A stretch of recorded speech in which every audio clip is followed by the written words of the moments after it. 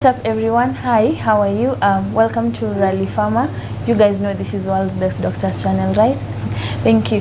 So my name is Linda, a practicing pharmacist in Kenya, and I'm with Dr. Barbra. I'm a clinical pharmacist. I run a pharmacy called Jojolani Limited, and I'm happy today to be with Linda to discuss various things regarding the pharmacy sector. Yeah, you're welcome. So last week I did a video where I was asking people, like the public, like who's a pharmacist, the role of a pharmacist, and I was shocked. So in your own terms, pharmacist ni nani? Like nimekwambia mimi ni pharmacist.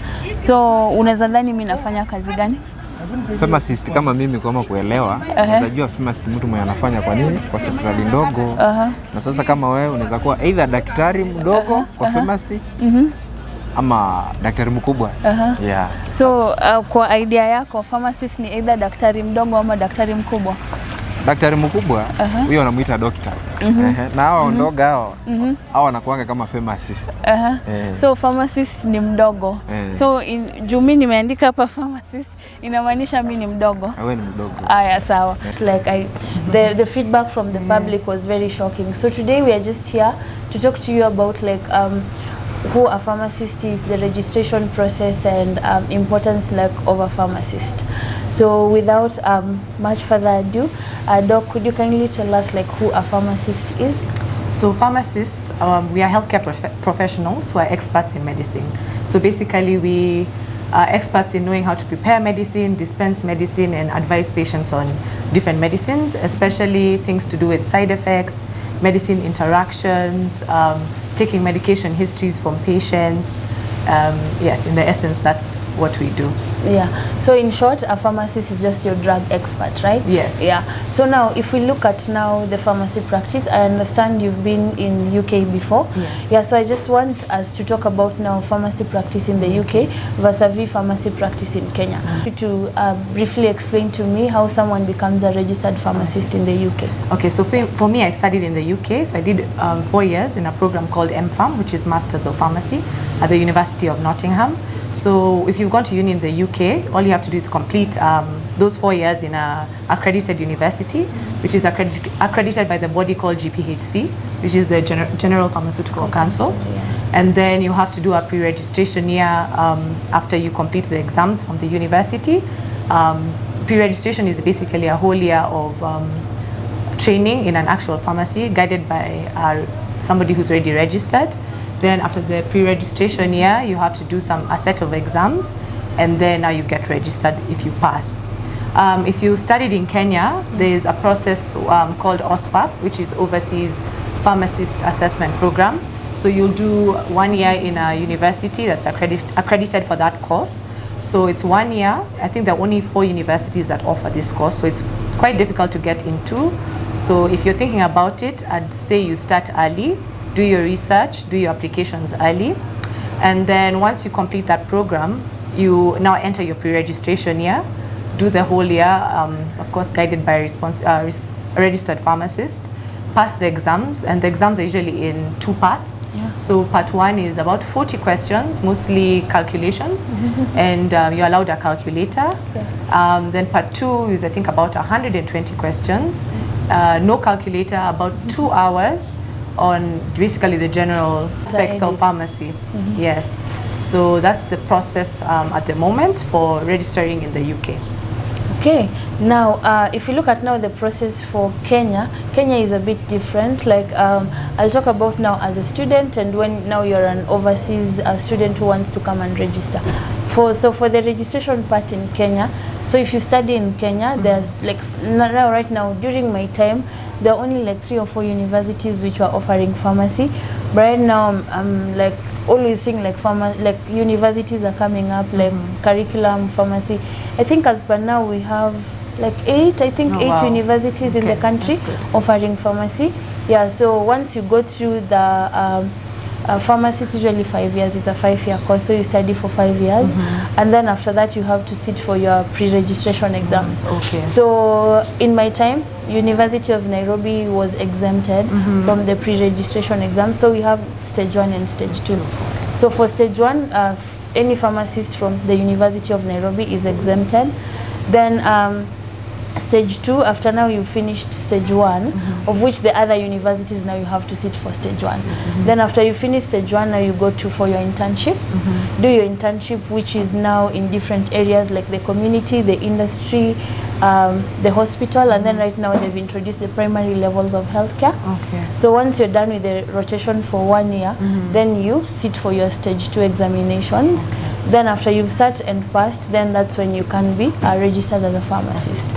So if you are an overseas student, like maybe you're coming from another country and you want to practice in Kenya, you will go through that stage for stage 1 examinations, do your internship, and then go to your stage 2, and then finally you get accredited by the board. Yes.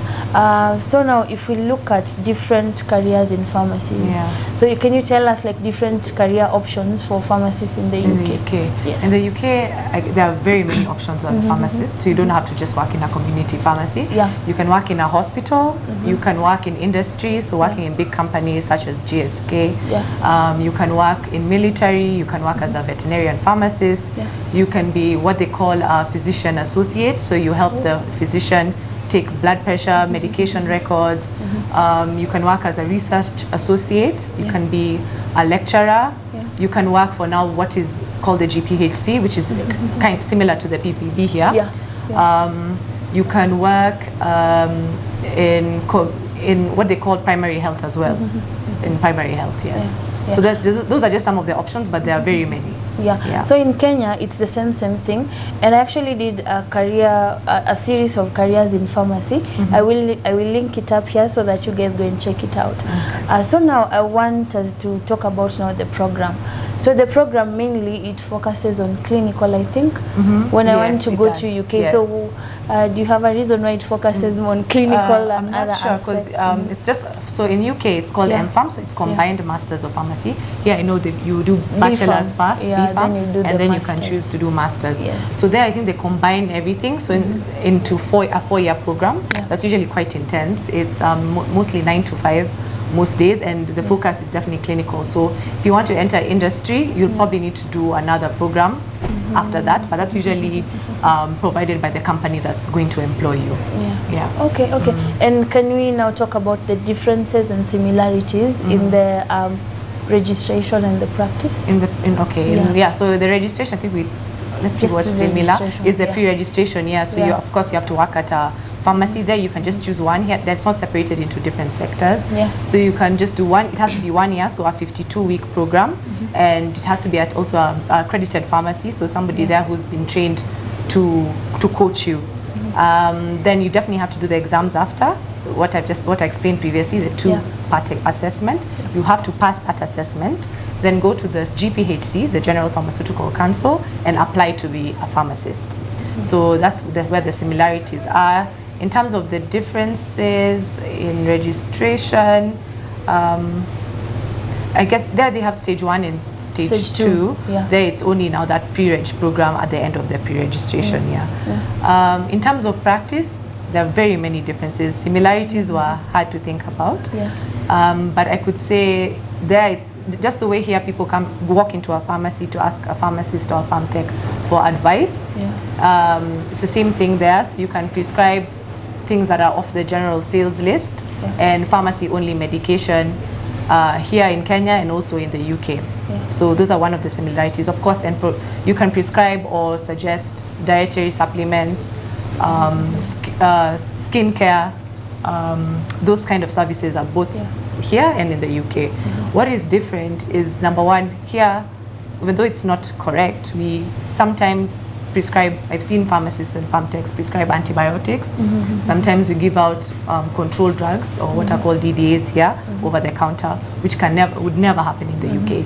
If you're caught doing that, your license would probably be revoked, and you'd probably even face some criminal offenses. So it's a very big deal there. Number two, the pharmacy there is like the manager of the whole pharmacy, so they don't only work on the clinical aspect of pharmacy, they're also involved in the administrative, in the financial, so their role is, I think, more diverse. And then number three is maybe the systems, like they have what is called the NHS, which is the National health service, which is similar to the NHIF here. So most people get their prescriptions from the NHS because it's free. Like to see a doctor is free, you know. Wow. So when you get a prescription from there, if you're over, like most people are exempt from paying for their medicines. So if you're over 60, you don't have to pay. If you're under 16, you don't have to pay. Things like contraceptives, no need. They are usually free. Wow. But between now the ages of 16 and 60, there's a charge for each item on that prescription if you've used the NHS route. So you could either pay per item, which is I think about £9 now, or you could pay for 3 months upfront a certain fee. I think it's about £30, and you can get unlimited medication. So their healthcare system is very efficient. And you could also, you have the other option of going to a private healthcare institution. They usually, if you're looking for more advanced treatment, or you're looking for very urgent treatment, because sometimes through the NHS there are long queues, long waiting hours. So by the time you see a doctor, it could be 3 months. What? Yeah, it happens. Because I mean it's free, and the government is providing it through taxation. So so there's also the private aspect. So you could go see a doctor through a private institution, get what is called a private prescription, that now you have to pay for whatever price that drug is, plus a dispensing cost. So that's how that works. What else is different, if I can think of? I think we had, when we were talking earlier, you had mentioned about the respect the pharmacists get. So I think you can talk about it. Oh my gosh, yes, I can't believe I forgot about that. So in the UK, a pharmacist is highly respected. And I think this is in part, I was talking to Linda earlier, how in university there's something called a multidisciplinary committee or seminar or classes that is usually done, usually in final year. So what happens, you have a case studies that you have to sit down with a nutritionist, a medical doctor, what they call a GP there, general practitioner, a nurse. So mostly you'll work with different disciplines and healthcare professionals, and you have to sit down, work on a case study, which usually is all about a patient, and make sure that patient is well taken care of, and it's usually well-rounded. So in that aspect, you get to learn what each professional knows and their contribution to healthcare. So it makes you appreciate each healthcare professional, so that when you go out into now the real world, you're able to know who to ask for advice and how to work together. So I think that was very important. So there, it's very normal for a doctor to call you a nutritionist, a dentist, to ask you advice on medication, on a prescription.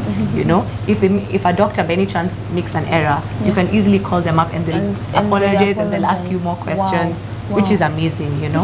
So here I've seen it's a bit different. Maybe it's because doctors don't actually know what we know, you know. So maybe that's something we need to work on, and something we need to advocate in terms of pharmacy. So I hope we'll get there one day. Please. So if you're watching and you're an MO, or you're a dentist, or you're a nurse, please when you see a pharmacist in the ward round, please don't ask them and sideline them that what are you here to do, because they also have a part that they fulfill in the healthcare practice. So now if we look at you've talked like really good about the UK and then Kenya. So I'm really curious to know, like, why did you decide to leave the UK and come to back. Kenya? I've gotten that question I think a million times, which is fair enough. So for me, I was there for 5 years. I did my pre-registration year. I completed it at a company called Boots Pharmacy, and I actually got offered a job to stay, which is pretty difficult because they usually give priority to local pharmacists before they give to international. But I quickly had to make a decision. It was either I stay there, and if I did commit to stay there, it would be for another 5-10 years, or come back. And most of my family and friends were here, and I knew I didn't want to live away from them for long and kind of, you know, separate. So it was a very tough decision. But I decided, you know what, this is what's a priority for me. And I also thought, why not bring my expertise back? You know, let me bring what I know and bring it back to Kenya and make a difference in people's lives. So that was also another reason.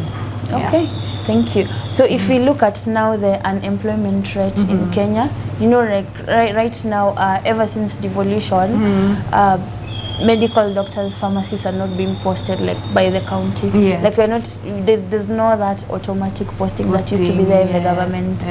And I've noticed there's a lot of brain drain. So would you really advise someone to move from Kenya to go practice in the UK? How viable is that, and how good or bad is it? So what would you advise us, like so-called young pharmacists, to leave Kenya and go practice in other countries? I wouldn't blame somebody leaving Kenya because of exactly what you're talking about, job opportunities. Of course, we'd love to keep the brain drain aspect. We'd love to keep your expertise and knowledge in Kenya. But of course, if you're forced to leave due to circumstances, I understand that. So if you are thinking about moving to the UK, there's a few things I think people just need to be aware of. Number one, different change in culture. Which is such a big deal. It can take a while to get used to, but if you're committed and you're ready, that's okay. Number two, living costs. As much as you think you're going to greener fields, keep in part the cost of living is quite different. Number three, and for me it was the most difficult, is the weather. You know, you think it's something small, but getting used to sun setting at 4 p.m. during winter, you know, always being in a coat, you know, it's always drizzling. If you're not used to that, it can be a bit challenging. But at the moment, I know the average salary for a pharmacist in the UK is about 8 million shillings a year, which comes to about, I need to do the maths, 8 million, so about like I think 5 to 500,000 to 600,000 per month. Yeah, but that you need to remember there's also taxes and other things, high living costs. I think if I remember the statistics, about 4,000 shillings an hour. So it's a good opportunity if you're ready to actually go and grow your career, because I know as a pharmacist it takes time for you to move up the steps of the ladder, to become now a chief pharmacist or you know. So that's the advice I'd give. Like if you're definitely up for it, do it.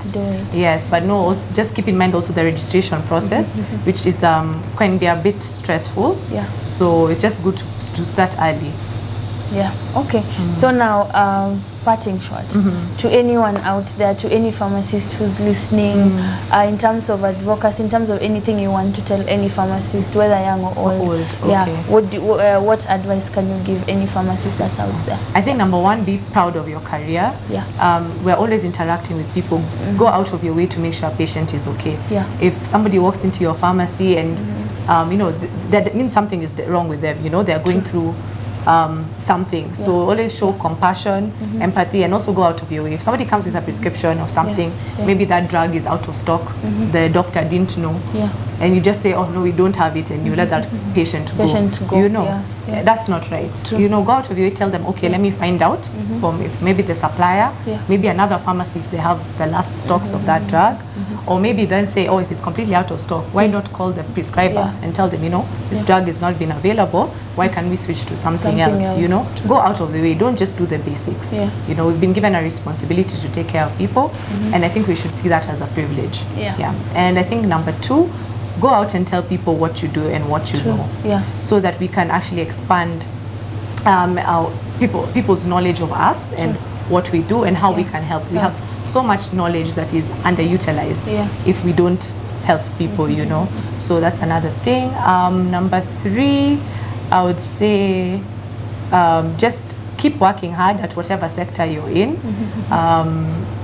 That's what I'd say. So even in terms of empathy and compassion, here at Jojelani Pharmacy, where I'm the chief pharmacist, we make sure that when anybody walks in, we give them the best care. We ask all the right questions. We don't just hand out medication. We make sure we've checked your history. We make sure we know what medication you're taking at the moment.